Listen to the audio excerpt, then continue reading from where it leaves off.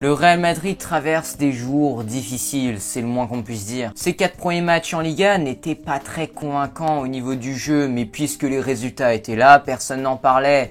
3 victoires et un nul en 4 matchs, ça va. Mais là, depuis quelques journées, après ces 2 défaites de rang, tout le monde est en train de se rendre compte du réel niveau du Real et c'est catastrophique. D'abord, il y a cette première défaite 1-0 contre un promu, Cadix. La dernière fois que Cadix était en première division, Zinedine Zidane était encore un joueur de foot. C'était en 2005-2006, MDR. Ouf, c'est chaud. Et les joueurs de Cadix, ils ont célébré ça comme s'ils étaient champions du monde, tu m'étonnes. Et après, en ouverture de la Ligue des Champions, les Merengues ont perdu contre le Shakhtar Donetsk 3-2. Ah, c'était pas le Shakhtar, c'était le Shakhtar B.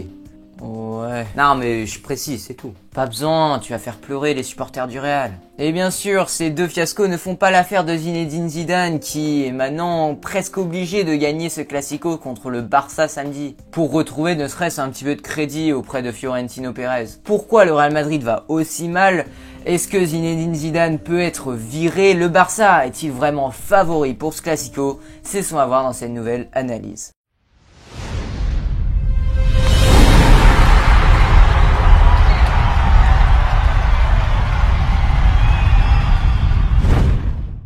On le sait, si le Real Madrid va aussi mal, c'est aussi parce qu'il n'y a eu aucune recrue. Bon, c'est vrai que la crise n'a pas aidé, mais le Real Madrid aurait quand même pu prendre quelques recrues, à l'image de Liverpool qui a pris un Diogo Jota et un Thiago Alcantara. Cela aurait pu apporter un peu de fraîcheur à cette équipe du Real Madrid qui vieillit chaque année. Pendant que le FC Barcelone se renforçait malgré tout, la Casablanca a vendu certains éléments à bon prix comme Reguilón ou Hakimi.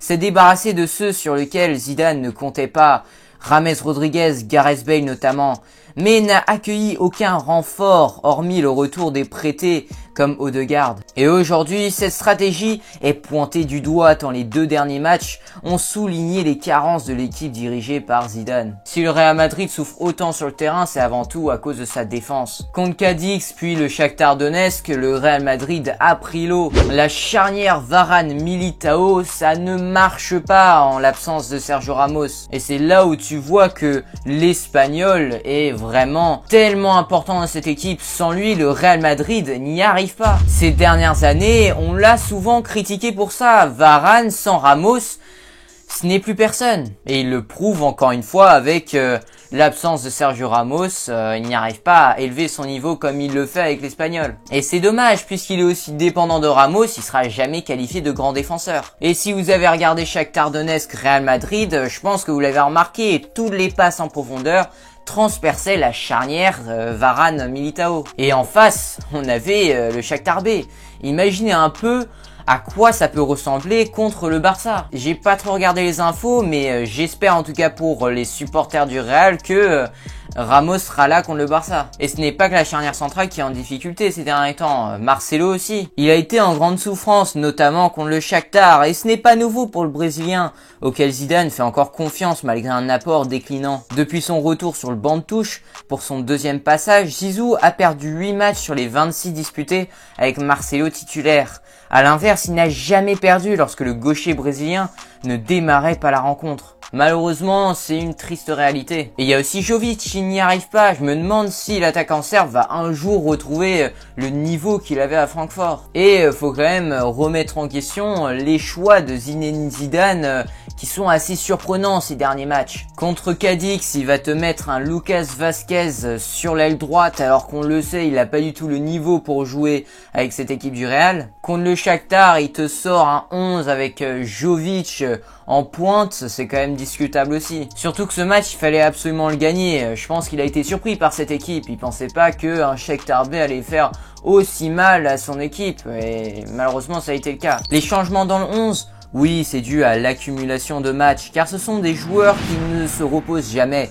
Nous avons un match tous les 3 jours, mais bon, il n'y a aucune excuse, a-t-il répondu en conférence de presse après la rencontre. Par exemple, Benzema, Vinicius ou encore Kroos étaient sur le banc afin de les préserver pour le Classico samedi. Et bien sûr, le secteur offensif en a pâti, à l'image d'Asensio et Rodrigo, incapables d'amener du danger. Voilà, toute l'équipe contre le Shakhtar n'était pas au niveau. Que ce soit Varane, Rodrigo, Casemiro, Militao, ils étaient tous à la rue. Et c'est dommage pour des joueurs comme Asensio ou Rodrigo qui sont quand même des grands espoirs du football mondial qui se ratent dans ce genre de match. Zidane a désormais compris que sa saison dépendrait beaucoup de la bonne santé de ses cadres, sous peine de grandes désillusions. Et là, Zidane est en danger, tout comme Tourelle au PSG. Et oui, le patron du Real Madrid commence à être désespéré par les performances de ses joueurs.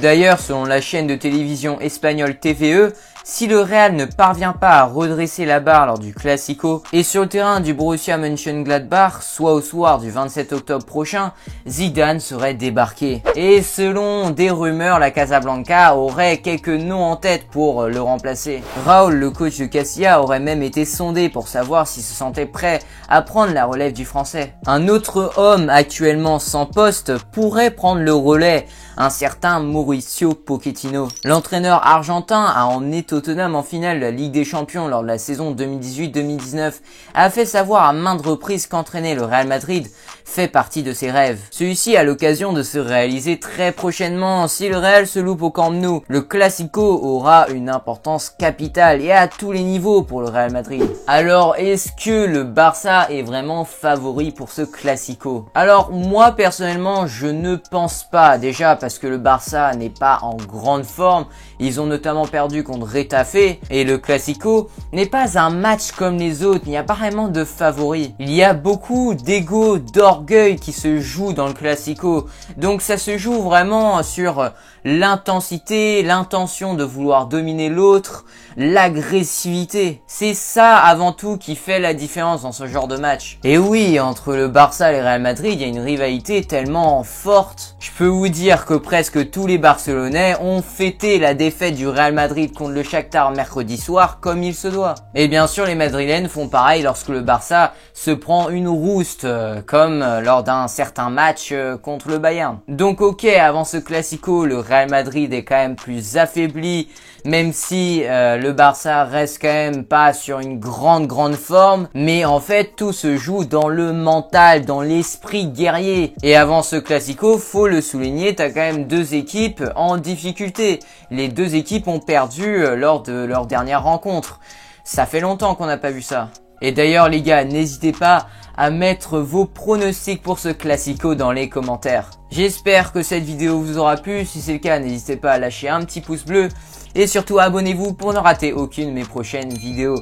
Sur ce, moi je vous dis à la prochaine pour une nouvelle analyse palpitante. D'ici là, prenez soin de vous les gars. Ciao les footeux.